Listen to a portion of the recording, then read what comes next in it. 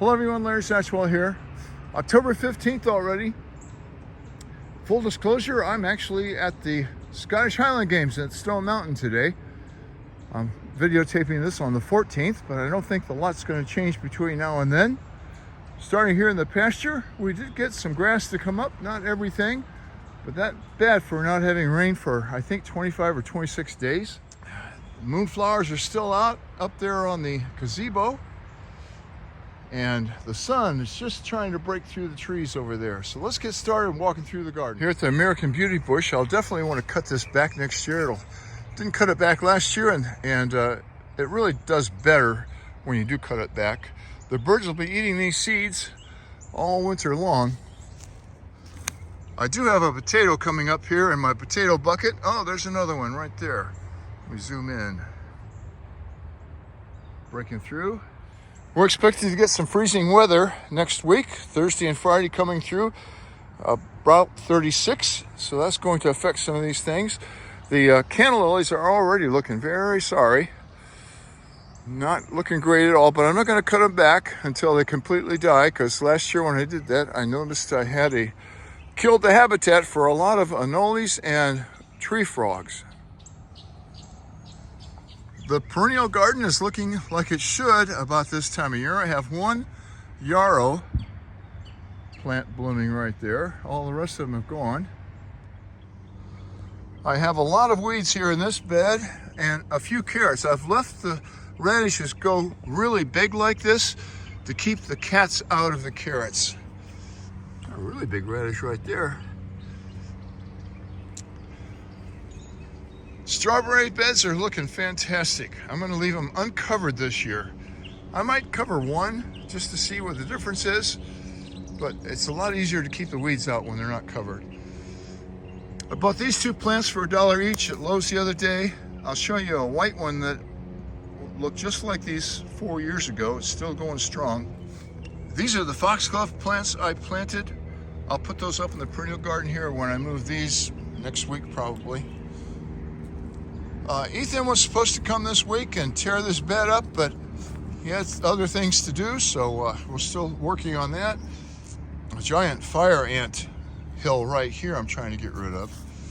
This lone tomato, still getting a few tomatoes off of it. This is a volunteer variety called egg yolk. They don't taste the same as they did in the summer, but they're not bad in a salad. One volunteer carrot coming up here. And I planted some carrots and lettuce and spinach right here. This bed is a weedy mess. I haven't tried to clean it out yet because all the plants haven't come up.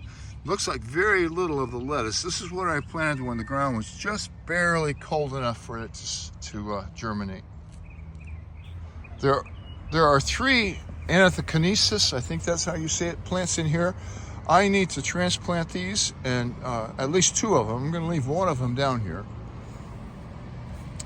I have a false indigo that's kind of making it right here. The red hot poker is looking good, and my 2 gifts, parting gifts actually, from my youngest granddaughters. They got these right before they moved to Texas. This bird bath has been extremely busy. You've seen some videos on that. Still have some zinnias, and what I do when these zinnias die back is I put them up in the perennial garden or in another spot where I want to grow some more flowers and let them self-seed. This is going to be a big mess trying to get all of this vine out of here, the cypress vine. The 2 that I pulled out, I haven't moved very far because I don't want to spread those seeds. They're almost dead, and I'll probably build a compost pile right over where they were. Ethan's supposed to be here to help me with that too. This cucumber plant is massive, and we've really done well with it. There's a lot of cucumbers in here, and that one's gotten a little bit big, but they're still coming on. There's a small one, and there's some in here that are just ideal size. This is all going to come to a screeching halt next week when we have that frost. I'll probably pull the plant before that. It's just too big to try to cover. And the same with the peppers. We still have a lot of peppers, I'll pull those plants before the frost, harvest what I can, and there's just way too many for us to eat, so I'll either give them to family or to a local food bank we have here, the Quinn House. Sunflowers here are looking great. I did cover one up again. This cover fell off of the last one I had a few weeks ago. I want to save some of these seeds because these are really pretty sunflowers. I've given Ethan the assignment. He's got another ag assignment for his ag class. He has to put in 10 hours. I've given him the assignment. I sent him to the University of Georgia webpage on pomegranates, and I'm going to let him prune this pomegranate tree. I've never had any luck with it. If I had my way with it, it would be firewood, but my wife likes it, so it stays. These zinnias are still looking good. My Tifafina, I think that's how you say it. I don't know if all these seeds are going to come out. The seeds are just tiny seeds. Some of the tiniest seeds I've ever seen. I didn't think they were going to come up. When you plant them directly on the top of the soil, and I haven't seen any seeds on here yet. Maybe they just need to be more mature. But this one turned out to be a tree. The branches kept falling off the bottom, and I've staked it up here. There is still a fish in here. He'll make it through the winter. This Petunia, Mexican Petunia, I hope will come back next year. I think it's just got too dry during the drought. This one's still looking good. I did water this box quite a bit during the drought.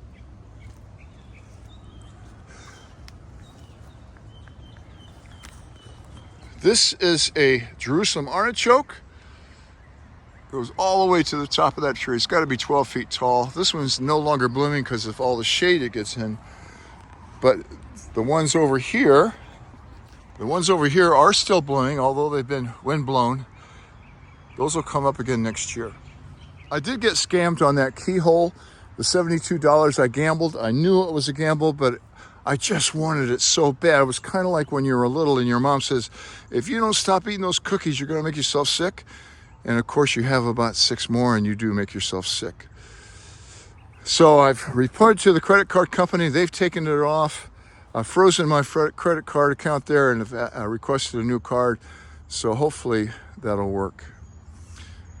Got Watson hanging out here this morning. He's not our cat. Well, he hasn't officially is not our cat, but he's lived here over the last several months. We gave him back to the owner twice, and evidently she doesn't care or he doesn't want her. So he's kind of been an outside cat. We haven't let him in yet, but we may do that when the winter comes. Quick look here at the pond. The fish are back in the fish cave. They come out every afternoon because it really warms up in the afternoon right now. We're in the 70s. But this looks really pretty in the mornings. I haven't seen an anolia around here lately, and the mandevilla plant hasn't had a flower in 2 weeks. Used to have one a week. I'm gonna leave you here with an overlook from the deck. Moonflowers in full bloom down there, and everything else kind of looking like a fall garden. It'll soon be time to get out something to protect the lettuce. Probably use my tunnel again. Hopefully in the next couple of weeks. I know the assignment's due soon. I'll have Ethan over here. He'll prune the pomegranate for me. We'll plant a cover crop on these 2 beds.